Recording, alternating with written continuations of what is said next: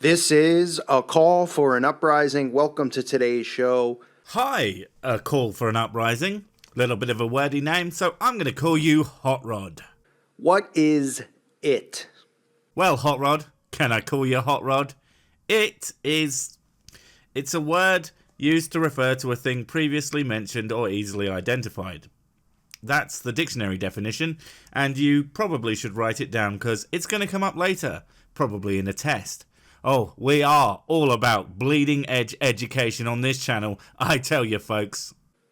I want to bring up the question about the term it, because it's a term we constantly see, and an extremely basic term and useful word gets used a lot? Well, I'm shocked. I think they should find out what nefarious dark secrets the word and has, or what, or is, or I'm.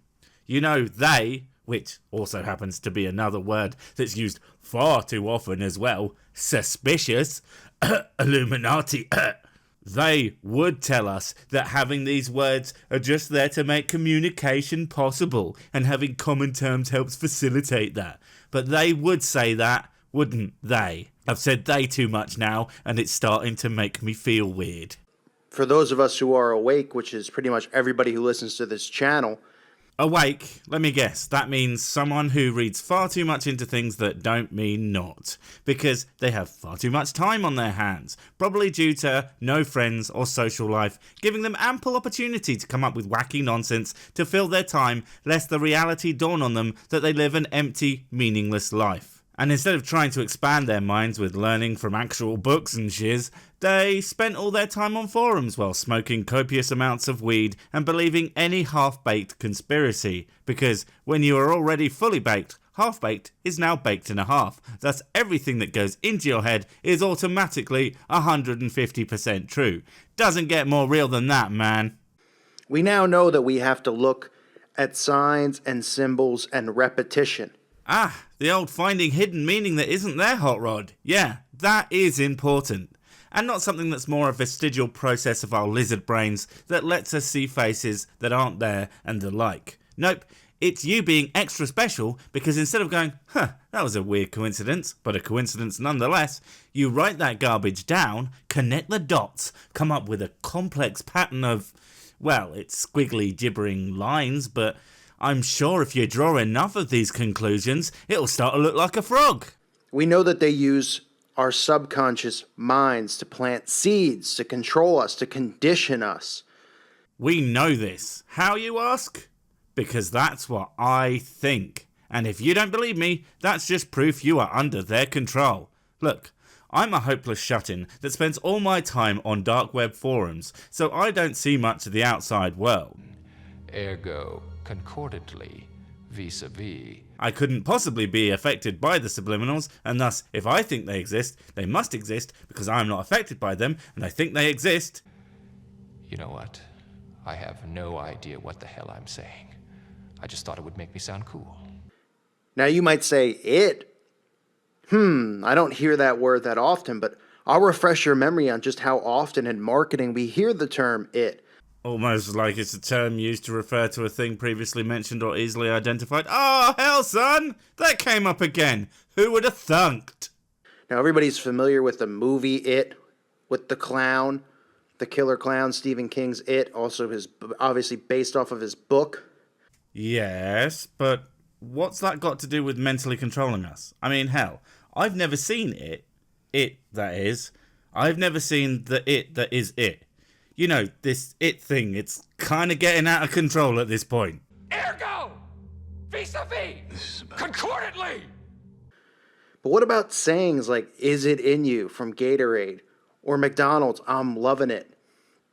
Coca-Cola, it's the real thing. EA Sports, the video games, it's in the game. Discover it. Songs like Let It Be, Nike, Just Do It. In all seriousness, it in marketing often refers to a nebulous, or more accurately, meaningless, aspirational thing. It is what the cool kids have, and if only you wore or drank or just plain purchased enough of their worthless overpriced tat, you could have it too. And then all your fantasies about shagging cheerleaders and not having pencils thrown at the back of your head would come true. There's not really anything else to this whole deal. Marketing is always about selling products, separating you from your money. Other than that, companies really couldn't give two poots a day old man jam what you do or think, because big hint, they don't actually care about you.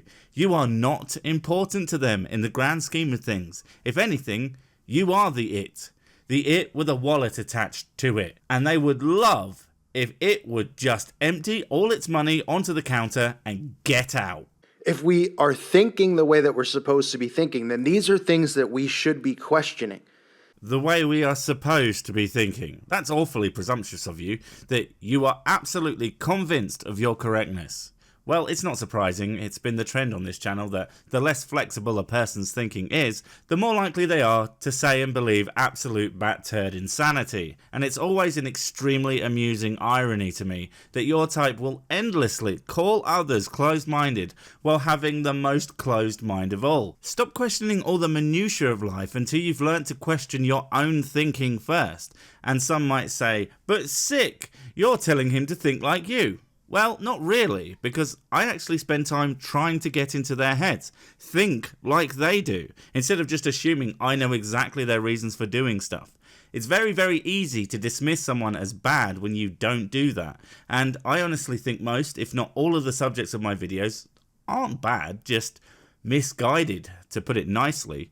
Unfortunately for them, I'm also a tosser, so that won't stop me taking endless litres of urine, but I do it with no real animosity, just endless, exasperated resignation. Now, we know that they are all about psychological warfare and psychological operations. We know that everything that's going on is a psyop. Yeah, everything. Even turning on your computer to make YouTube videos or signing into that online forum you like. Wait a minute, what if I'm being affected and I just don't know it? No, that couldn't possibly be. I'm special and everyone else is the stupids. Phew, dodged a bullet there. They're conditioning us left and right. One of the people they worship, who is believed to be a Freemason. People worshipped. The only person I worship is Patrick Stewart, and that man could read me the dictionary and I would just be enamored by his glistening bonds. No, it's not weird for a straight man to have a crush on frigging Jean-Luc Picard. He's earned it, you prick. Sigmund Freud, who is supposed to be the father of psychology. Sigmund Freud. Sigmund Freud, a man whose ideas have been almost entirely discredited in psychology, is worshipped? What? He's popularly quoted amongst normies, sure, but basically everything he ever said about the human psyche was either wrong or really freaking wrong, and only really sticks around because of hack writers who think his terrible ideas make them sound smart. Invented a model of the psyche which contained 3 parts to the self. And this is something that they all follow. The ego, which is the conscious mind, the superego, which is the superconscious mind, and what he termed the ID. ID? What? No, he called it the id. You know, like idiot, that word you hear a lot. Not only are you wrong about Freud's usefulness in contemporary psychology, but you can't even get the names right. It's such a cock-up cascade of stupidity, isn't it? Which was the subconscious mind. Now, we all hear ID, and we give that word power because the word ID, right? It's supposed to mean our identity, our ID, our identification. Right. So you think that the idea of the id and a shorthand term for identification have any relation because they use the same letters and you don't know how to pronounce things? Amazing. But to Freud, ID meant the subconscious mind. That's part of the id, but that's not what it means in its entirety. Not even close. I mean, it's all about pleasure and instinct and a bunch of other Eros, Thanatos crap that, while interesting, again, is one man's flawed interpretation of the human psyche. But that's not the point, because again, you're wrong. and makes me think you haven't even read the basic demonstration of his ideas. And yet there you go, spouting off like everything you say is a fact and the correct way to think. God, you people infuriate me sometimes. And we've empowered that word to mean almost like a third person. So back to it. We talk about it as if it is a third person. In some very specific circumstances, but just because a word is used in different ways does not mean all those things are directly connected based on the use of that single word. The word set has apparently 464 definitions, and off the top of my head I can think of a few. A number of tennis games played, putting knives and forks neatly on a table, that thing I like to do to ducks with fire, and I'm sure that you could come up with a lot yourselves. All of them equally unrelated, regardless of the use of the same goddamn 3-letter word. Inside of us. Now, what else do we hear in relation to the word it, or IT, information technology, right? It and the abbreviation of information technology are not the same word. They just aren't. You aren't seeing patterns. There are such things as coincidences. For Christ's sake, not everything that is similar is the same or even remotely linked. And acting like they are is mind-bendingly asinine. The IT field, computers, artificial intelligence. Oh, so now it means AI somehow. This kind of tenuous link mumbo-jumbo can lead you to literally anywhere you want it to.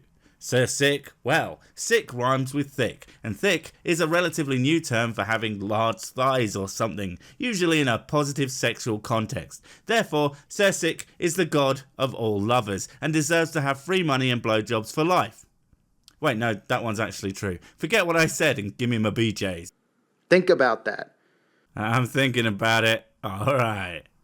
Oh, sorry, yeah, you meant your much lamer thing. Yeah, no, you might actually want to do some of that thinking yourself, but get a book on critical thinking first. It might help you stop being so dumb. Is it, the term it, is that what they're preparing us for? The artificial intelligence and transhumanism to summon something inside of us, inside of our subconscious mind. Well, that escalated quickly. We've gone from I'm loving it to transhumanism summoning to robot armies in ours brain holes. You ever trace the path of your thoughts and think for just a second, hey, that was a bit of a leap, wasn't it? Maybe I should slow down for a minute. No, of course you haven't done that. Inside of ourselves, potentially something demonic, potentially turning on or activating something inside of us once people receive the microchip. Wait, what? Once we receive the microchip, that is also demonic, apparently. What's the actual flip, Hot Rod?